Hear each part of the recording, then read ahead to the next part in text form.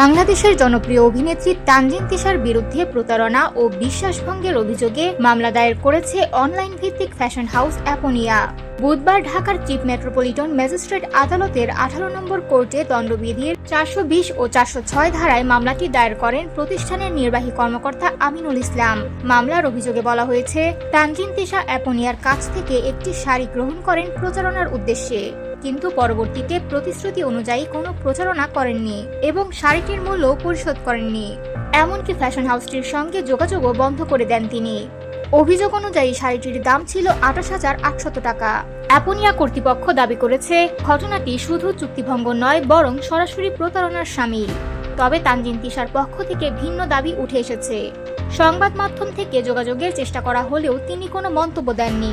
তবে এর আগে নিজের ফেসবুক পোস্টে তিশা উল্লেখ করেন, শাড়িটি তাকে উপহার হিসেবে দেওয়া হয়েছিল, কোনো বাণিজ্যিক চুক্তির অংশ হিসেবে নয়। ঘটনার পর গত 22 অক্টোবর অ্যাপোনিয়া কর্তৃপক্ষ তানজিন তিশাকে আইনি নোটিশ পাঠায়। নোটিশে 1 সপ্তাহের মধ্যে ক্ষতিপূরণ পরিশোধ ও প্রতিষ্ঠানের কর্ণধার ঝিনুকের কাছে ক্ষমা চাওয়ার আহ্বান জানানো হয়।